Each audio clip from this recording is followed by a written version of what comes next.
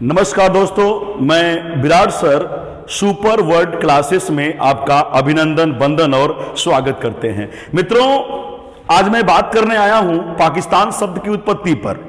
तो पाकिस्तान शब्द की उत्पत्ति कैसे होती है इसके बारे में चर्चा करूंगा, जरा इस बात को समझिएगा। लेकिन पाकिस्तान शब्द की उत्पत्ति से पहले क्या हो रहा था भारत में, जरा उसको समझ लेंगे।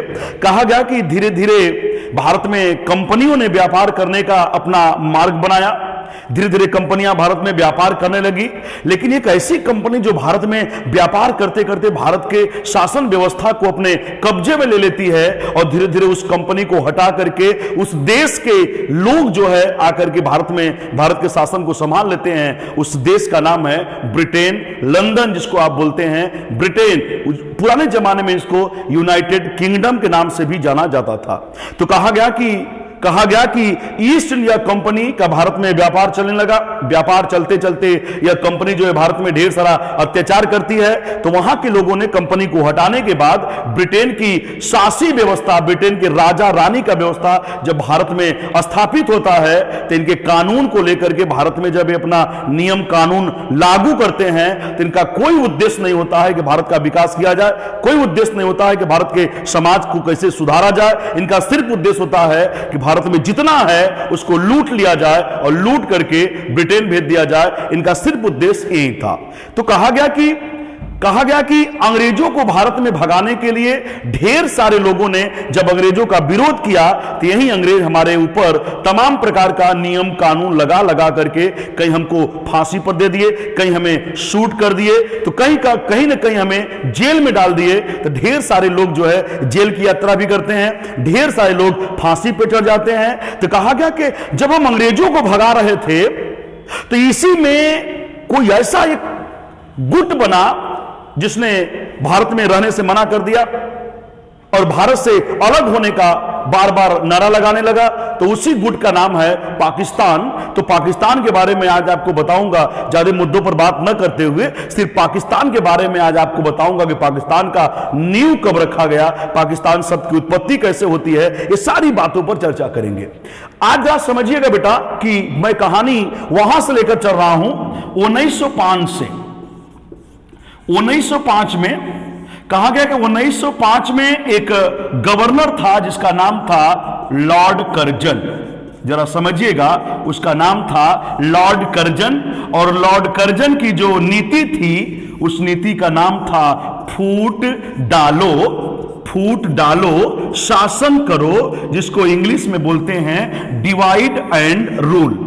ये फूट डालो शासन करो की नीति अंग्रेज कैसे लेकर आ रहे हैं। तो कहा गया कि हमारे देश में एक बहुत बड़ा क्रांति हुआ था जिस क्रांति का नाम है 1857 की क्रांति। और 1857 की क्रांति को हम सफल तो नहीं बना पाए, लेकिन अंग्रेजों को यह जरूर बता दिए कि अगर हम संगठित हो जाएंगे तो मात्र मुट्ठी भर अंग्रेज भारत से कितना जल्दी भाग जाएंगे। इसी को लेकर के जब हमें लगा कि हमें एक ऐसा संगठन बनाना चाहिए जिसमें भारत के तमाम लोग उस संगठन में शामिल होंगे और शामिल होने के बाद हम क्या करेंगे, अंग्रेजों को भारत से भगा देंगे। तो कहा गया कि 1885 में बंबई में, ध्यान देंगे, गोकुलदास तेजपाल विद्यालय में एक संगठन का स्थापना किया गया 28 दिसंबर 1885 को, जिस संगठन का नाम था कांग्रेस। बात को रखिएगा, कांग्रेस का फुल नाम है भारतीय राष्ट्रीय कांग्रेस। तो भारतीय राष्ट्रीय कांग्रेस बना और भारतीय राष्ट्रीय कांग्रेस जो है बेटा इतना मजबूत संगठन बन गया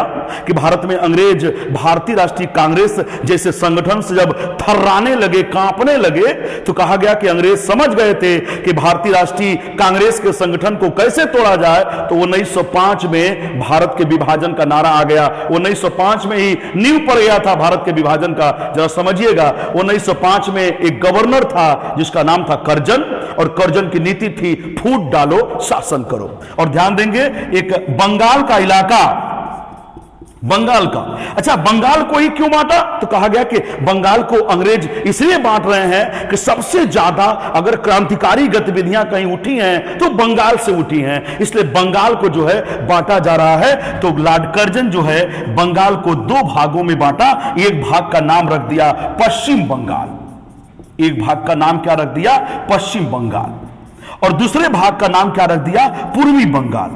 पूर्वी बंगाल। और पश्चिम बंगाल की राजधानी जो बनाई गई वो बनाया गया था कलकत्ता, और पूर्वी बंगाल की जो राजधानी बनाई गई थी वो बनाया गया था ढाका। जरा समझिएगा, ढाका।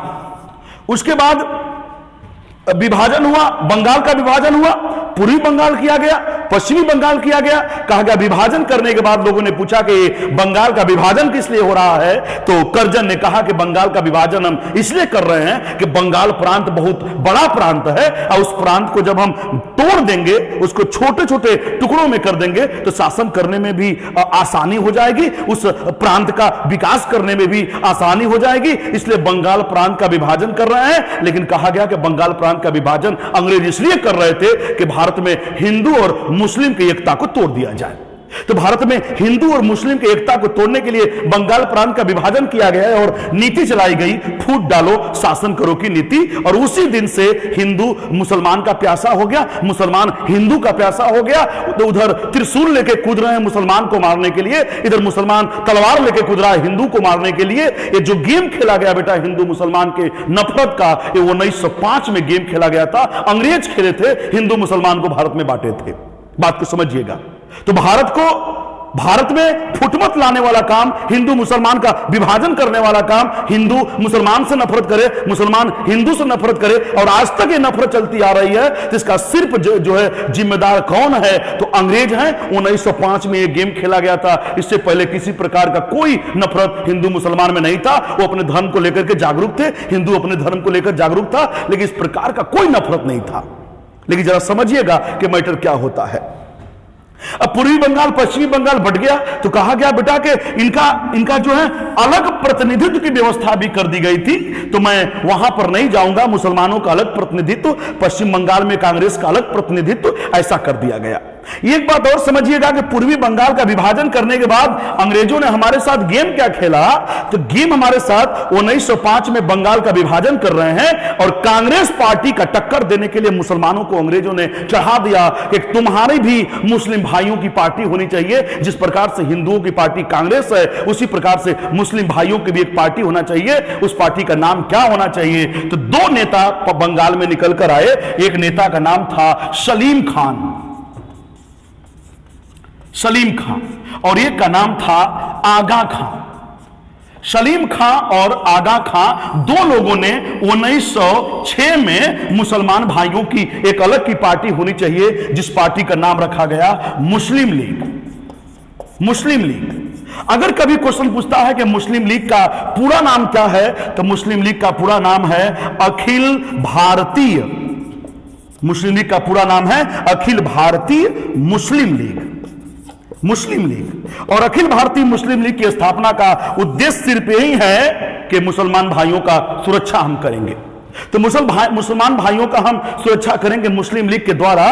तो मुस्लिम लीग पार्टी का भी गठन कर दिया गया मुसलमान भाइयों के लिए। तब से जो है नारा लगने लगा कि मुस्लिम लीग जो है मुसलमान के लिए काम करने लगी, और कांग्रेस पार्टी तो पूरे भारत के लिए काम कर रही है। ध्यान देंगे, जितना मुस्लिम लीग में कुछ सदस्य बने थे, उससे ज्यादा सदस्य हमारे कांग्रेस पार्टी में थे। जैसे नहीं कहता है पाकिस्तान के जो है हम सुपुर्द खाक कर देंगे भारत का, भारत कोई डेवलपर देश नहीं है। इस प्रकार के जब वहां पे लोग हल्ला मचाते हैं, तो कहा जाता है कि भैया जितना तुम्हारे पास मुसलमान हैं, उससे ज्यादा मुसलमान तो भारत में रहते हैं, इसलिए भारत को उड़ाने का व्यवस्था कभी करना मत। न तुम्हारी औकात है भारत को किसी प्रकार का तुम कुछ भी कर पाओ, ऐसे तुम्हारी औकात नहीं है। बस अपने मन का तुम बसियाने वाला काम कर सकते हो, बसियाओ, कोई दिक्कत नहीं है।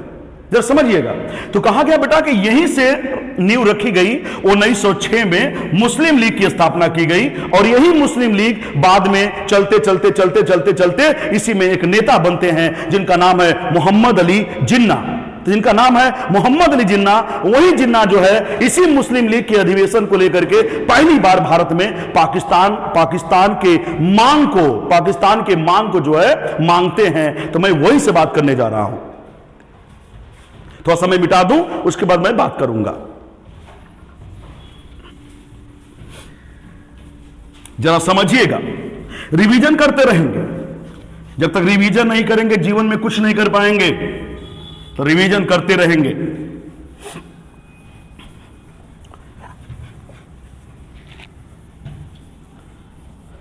जरा समझने का प्रयास करिएगा। बड़ा शानदार मैटर पे मैं चर्चा करने के लिए आया हूं कि पाकिस्तान शब्द की उत्पत्ति कैसे होती है, इस बात पे मैं बात करूंगा। जरा समझिएगा कि मुस्लिम लीग, अगर आपको याद होगा तो याद करिएगा, अभी 1906 में बताए हैं कि मुस्लिम लीग अखिल भारतीय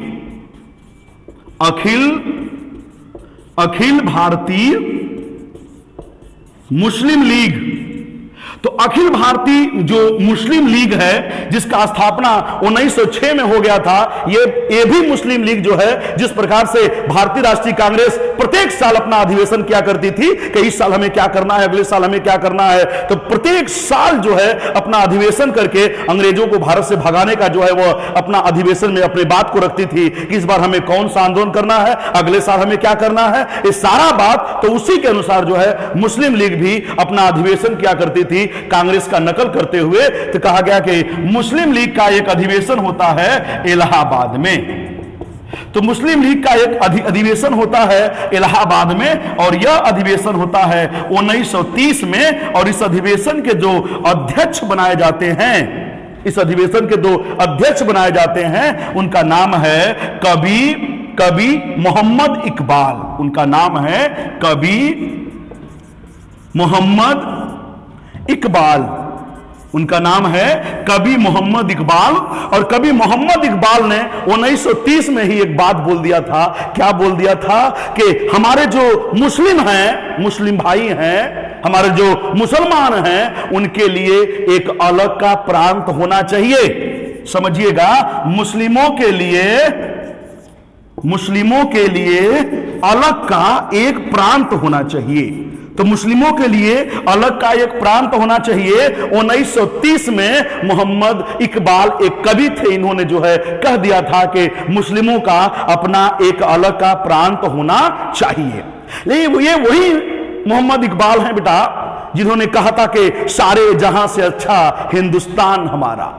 ये गीत के बोल जो है यही साहब लिख चुके हैं कि सारे जहां से अच्छा हिंदुस्तान हमारा। तो वही आज जो है 1930 में एक बात बोल गए। क्या बोल गए कि मुस्लिमों के लिए अलग का एक प्रांत होना चाहिए। इनकी बात तो यही दब गई। एक बात और समझिएगा, एक बात और क्या हुआ 1933 में कैम्ब्रिज विश्वविद्यालय का छात्र 1930 में कैम्ब्रिज विश्वविद्यालय का छात्र, यह विद्यालय लंदन में है। तो कैम्ब्रिज विश्वविद्यालय का छात्र था जिसका नाम था चौधरी रहमत अली खान। उसका नाम था चौधरी रहमत अली खान। तो उसका नाम था चौधरी रहमत अली खां। और चौधरी रहमत अली खां ने अपना एक पंपलेट 1933 में छपवाया, जिस पंपलेट का नाम था नो आर नेवर, मतलब कि नो आर नेवर। तो इस प्रकार का पंपलेट छपवाया था कि अभी नहीं तो कभी नहीं। तो इस प्रकार का पंपलेट का नाम था अभी नहीं तो कभी नहीं। और इसी अभी नहीं तो कभी नहीं पर एक शब्द की व्याख्या की गई थी, एक शब्द को परिभाषित किया गया था। उस शब्द का नाम था पाकिस्तान। जरा समझिएगा कि मैं पाकिस्तान शब्द की बात करने जा रहा हूं। 1933 में कैम्ब्रिज विश्वविद्यालय का छात्र लंदन में चौधरी रहमत अली खान ने एक पंपलेट छपवाया, जिस पंपलेट का नाम था अभी नहीं तो कभी नहीं। तो अभी नहीं तो कभी नहीं वाला जो पंपलेट छपवाया, उसी पंपलेट में पहली बार पाकिस्तान शब्द को परिभाषित किया था। तो किस प्रकार से पाकिस्तान शब्द को परिभाषित किया था जरा समझिएगा। तो हमको थोड़ा इसको मिटाना पड़ेगा। तो मिटा करके मैं आपसे बात कर रहा हूं कि पाकिस्तान शब्द को किस प्रकार से वह परिभाषित किया था। तो थोड़ा देख लेंगे कि पाकिस्तान शब्द को किस प्रकार से परिभाषित किया था। जरा समझिएगा कि पाकिस्तान शब्द को किस प्रकार से जो है परिभाषित किया था। पाकिस्तान शब्द को किस प्रकार से परिभाषित किया था 1933 में, याद रखना 1933 में कैम्ब्रिज विश्वविद्यालय के छात्र, कैम्ब्रिज विश्वविद्यालय के छात्र का नाम था चौधरी रहमत अली खान। चौधरी रहमत अली खान। और चौधरी रहमत अली खान ने एक पंपलेट छपवाया था जिस पंपलेट का नाम था अभी नहीं तो कभी नहीं। जरा समझिएगा, तो अभी नहीं तो कभी नहीं, जरा समझिएगा कि उस पंपलेट में एक शब्द को परिभाषित किया गया था जिस शब्द का नाम था पाकिस्तान। जिस शब्द का नाम था पाकिस्तान, इसी शब्द को चौधरी रहमत अली ने परिभाषित किया था। उसने कहा था कि अगर पाकिस्तान बढ़ता है मुसलमान भाइयों का, तो उस पाकिस्तान में कौन कौन से प्रांत रहेंगे, उस प्रांत के बारे में बताया था। तो पी से हो गया पंजाब, तो पी से क्या हो गया पंजाब, ए से हो गया अफगानिस्तान, ए से हो गया अफगानिस्तान, और के से हो गया कश्मीर, के से हो गया कश्मीर, और यस से हो गया सिंध, और तान से हो गया, तान एक साथ लेंगे, तान से हो गया बलूचिस्तान। बलूचिस्तान, तो बलूचिस्तान जो है तान से हो गया बलूचिस्तान, तो एक हो गया बलूचिस्तान। तो ध्यान देंगे कि चौधरी रहमत अली खान ने जो है, जरा समझिएगा बेटा, कि चौधरी रहमत अली खान ने पाकिस्तान शब्द को किस प्रकार से परिभाषित किया। तो पाकिस्तान शब्द को परिभाषित किया है, अगर पाकिस्तान का निर्माण होता है तो पी से पंजाब रहेगा, ए से अफगानिस्तान रहेगा, के से कश्मीर रहेगा, यस से सिंध रहेगा, और तान से बलूचिस्तान रहेगा। इस प्रकार के शब्दों से जो है उन्होंने पाकिस्तान को परिभाषित किया था। अब जरा आगे हम बात कर लेते हैं कि पाकिस्तान शब्द को तो इन्होंने परिभाषित कर दिया था, पाकिस्तान शब्द को इन्होंने तो परिभाषित कर दिया था, लेकिन जरा समझिएगा कि पाकिस्तान शब्द की मांग भारत में पहली बार किस व्यक्ति ने किया। तो मैं वहां पे बात करने जा रहा हूं कि पाकिस्तान शब्द का मांग पहली बार भारत में किस व्यक्ति ने किया, जरा समझिएगा, जरा समझिएगा। तो पाकिस्तान शब्द की मांग पहली बार किस व्यक्ति ने किया, तो जरा उस बात को समझिएगा, उस बात को समझिएगा। बड़ा शानदार मैटर पे मैं बात कर रहा हूं। अखिल भारतीय मुस्लिम लीग, अखिल भारतीय मुस्लिम लीग, अखिल भारतीय मुस्लिम लीग का एक अधिवेशन होता है 1940 में। अखिल भारतीय मुस्लिम लीग का एक अधिवेशन होता है 1940 में, और यह अधिवेशन होता है लाहौर में। और इसी अधिवेशन की अध्यक्षता, और इसी अधिवेशन की अध्यक्षता जो करते हैं उनका नाम है मोहम्मद अली जिन्ना। उनका नाम है मोहम्मद अली जिन्ना। और मोहम्मद अली जिन्ना जो थे, उन्होंने पहली बार 1940 में इन्होंने लाहौर के मुस्लिम लीग के लाहौर के अधिवेशन में पाकिस्तान शब्द का मांग किया था कि पाकिस्तान एक राष्ट्र होगा, पाकिस्तान एक राष्ट्र होगा मुस्लिम भाइयों का।